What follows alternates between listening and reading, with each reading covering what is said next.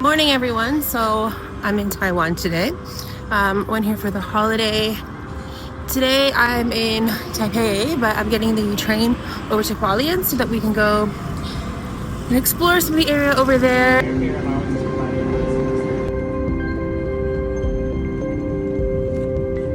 So I'm finally in Hualien and we took the train here. It was very quick, like 2.5 hours from Taipei, so highly recommend to take the train if you are coming. One of the great things about Hualien is that as soon as you come out of the train station, this is your view. There's the train station, there's some shops, and there's even the main bus station. The main bus station actually has a lot of free buses that go to a lot of the different national parks and tourist attractions. My first stop is this absolutely gorgeous pebble beach called Qixingtan, and honestly it's so pretty. I kind of found it by accident. I hopped on one of the free buses from Hualien City and this just happened to be a stop, so I thought it looked really pretty to get out and explore, and honestly it is a really nice pit stop. Can you believe that there is a beach and an airport right beside each other? I was actually told this is a military airport, and that little dot in the sky is actually a helicopter, so I think that's pretty cool.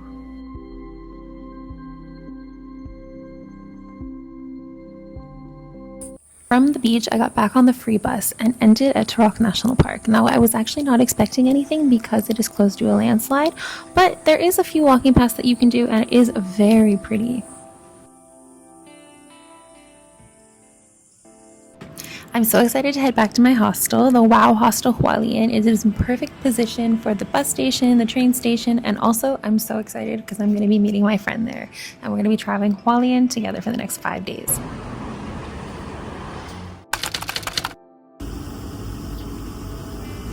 So currently at Liyu Lake and just walking around the lake. The path around the lake is super pretty, very scenic, very well taken care of, very well maintained, and honestly very quiet. I am here on a Friday morning, but it's very, very quiet, which is great. There are a few people behind me, you can see them, but most of the path has been totally empty.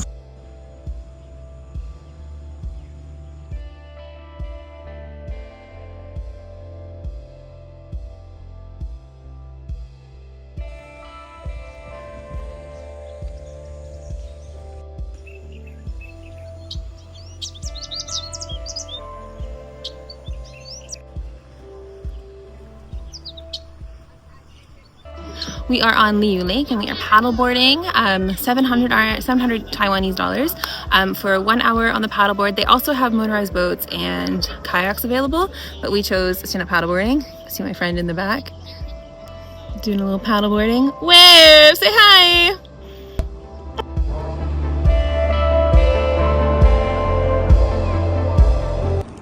So now we're all finished paddleboarding and we're actually going to head back to the hotel so that we can rest and get ready for tomorrow.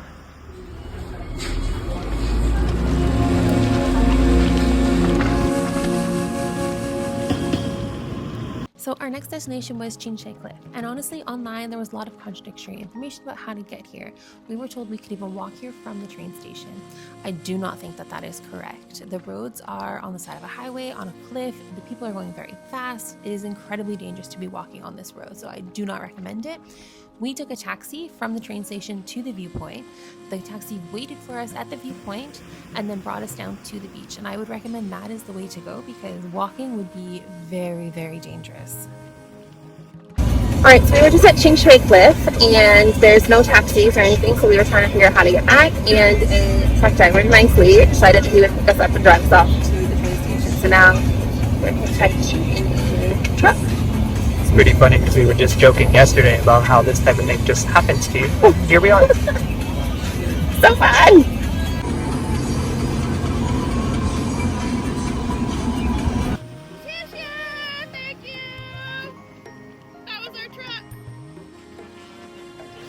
After a full day out exploring, we decided to hit up the Hualien night market. It's pretty small, but it's actually really nice, and you can get a lot of tasty snacks here. We just stand around here. So this is our last day in Hualien, and all we really wanted to do today was go for a swim. You can't really swim in the beaches because the current and the waves are so strong. So we asked a hotel, and he sent us all the way out to this secret location in the woods. It's basically in a village with a stream, and it is so pretty. But it did take us like 2 hours on a bus to get here.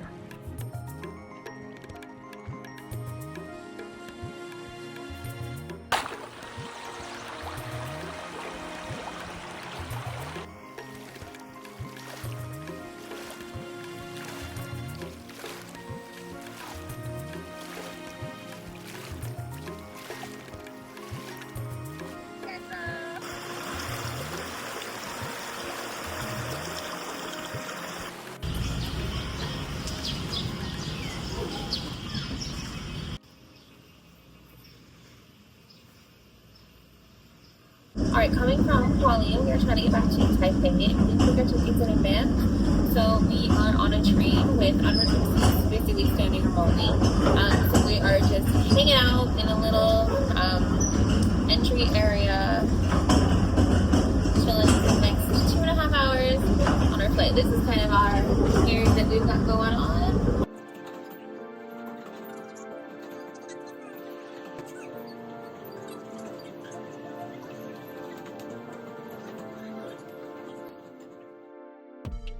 We finally arrived in Taipei and we are going to hit up the night market. Can't wait to see what we get.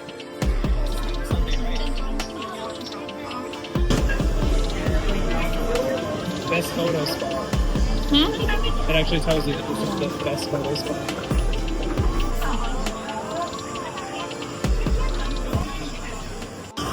Alright, so we found some boba xiaolongbao and we're about to try it now. Boba xiaolongbao, and you can really see the boba in there. It's very interesting.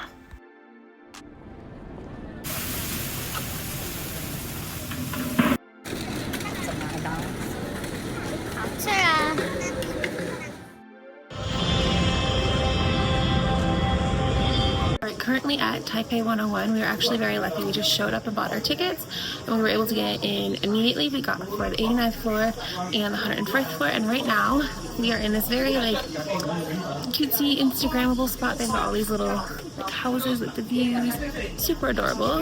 A little strange, but super cute. You know how much the ice cream is? How much? 101. Clever. I get it.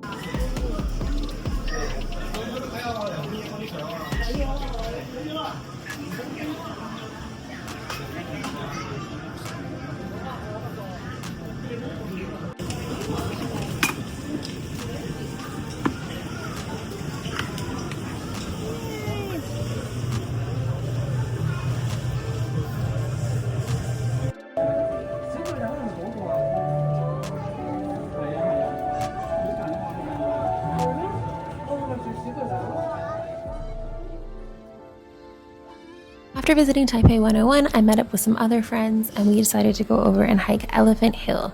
It's basically right behind Taipei 101 and you get a great view of the tower.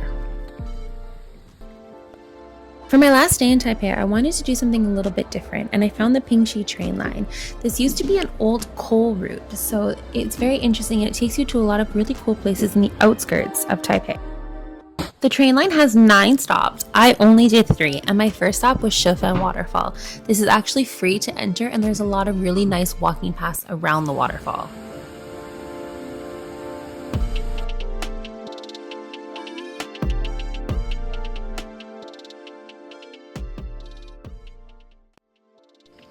My next stop was Wanggu Waterfall. From here, you can head to Wanggu Station, and I walked to the trailhead. From the trailhead, it's actually only an 8-minute hike to the waterfall itself. The waterfall is very quiet and very peaceful. When I went, there was only one other person there taking photos. And if you're looking for something a little bit more intense, you can actually hike all the way to the next station, which is Lingjiao Station. This is about a 4-kilometer hike. It's not high in elevation, so it's not a very difficult hike, but it is slippery, so you're going to want to make sure that you have proper footwear. I think it took me about 2 hours, but I stopped a lot to take some photos and fly the drone.